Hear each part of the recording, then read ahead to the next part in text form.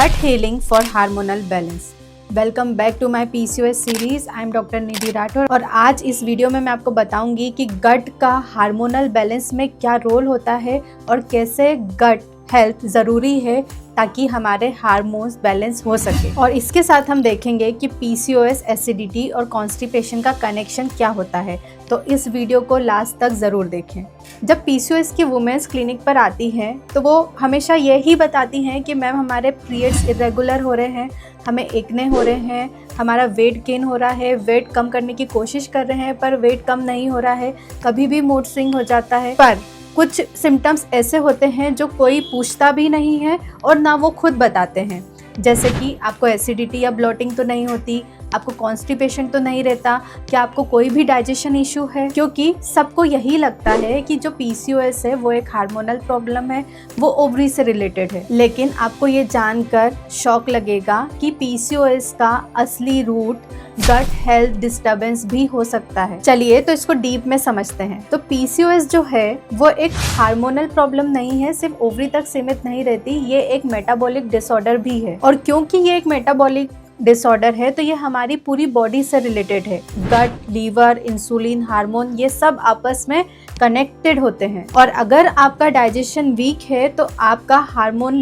Balance होना possible ही नहीं है। तो अब ये समझना जरूरी है कि पुअर गट हेल्थ का मतलब क्या होता है। पुअर गट हेल्थ का मतलब सिर्फ पेट खराब होना नहीं होता। अगर आपको रोज एसिडिटी या ब्लोटिंग हो रही है, कभी कॉन्स्टिपेशन, कभी डायरिया हो रहा है, कभी भी हेवी फूड लेते हैं तो डाइजेस्ट नहीं हो पाता है, शुगर क्रेविंग हो रही है, थकान हो रही है, मूड स्विंग्स हो रहे हैं या फिर स्किन एक्ने हो रहे हैं, ये सब भी पुअर गट हेल्थ के ही सिम्टम्स हैं। और अगर ये सिम्टम्स हमें PCOS के साथ देखने को मिलते हैं तो इसका मतलब है कि PCOS का रूट कॉज कहीं ना कहीं आपका गट हेल्थ है। चलिए अब डिस्कस करते हैं कि गट का हार्मोन के साथ डायरेक्ट कनेक्शन कैसे है। सबसे पहले आता है एस्ट्रोजन। गट का काम होता है कि अगर आपकी बॉडी में एक्सेस में एस्ट्रोजन है तो वो उसे बाहर निकाल देता है, लेकिन अगर गट आपका वीक है तो वो एस्ट्रोजन वापस से बॉडी में रीएब्सॉर्ब होने लगता है, जिसकी वजह से हमें irregular periods, heavy bleeding, fibroid और PCOS के सिम्टम्स देखने को मिलते हैं। सेकेंड,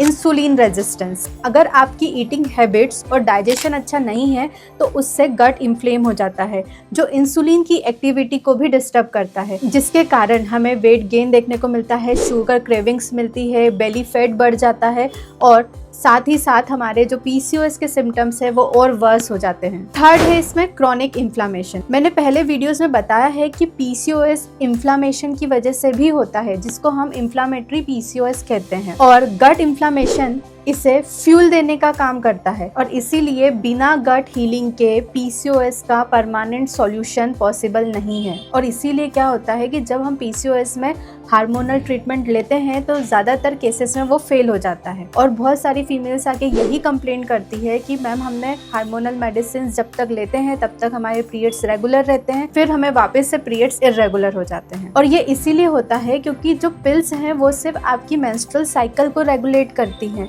ना कि आपके रूट कॉज को हील करती हैं। अब आप सोचिए कि PCOS के ट्रीटमेंट के लिए बेस क्या होना चाहिए। एंटी एसिड जो आपके एसिड को सप्रेस करे या एसिड का करेक्शन होना चाहिए, लेग्जेटिव जो आपके कॉन्स्टिपेशन को रिलीव करे या वो मेडिसिन जो आपके कॉन्स्टिपेशन को ठीक करे। और क्या आप वेट लॉस के लिए क्रैश डाइट चूज करेंगे या digestion friendly nutritional diet choose करेंगे। And the most important one, short term hormonal pills और रूट बेस हीलिंग। थोड़ा सोचिए, समझिए और फिर राइट ट्रीटमेंट चूज करिए, क्योंकि PCOS के केसेस कहीं ना कहीं हमारी लापरवाही से ही बढ़ रहे हैं और अगर हम सही टाइम पे सही ट्रीटमेंट ले ले तो शायद PCOS इतना ज़्यादा फ्लेयर अप नहीं होगा। तो इस वीडियो में जो मैंने आपको समझाया है वो आपको याद रखना है कि गट हेल्थ अगर आपकी ख़राब है तो आपके हार्मोन्स कभी भी बैलेंस नहीं हो पाएंगे और आपको अपनी गट हेल्थ को इग्नोर नहीं करना है।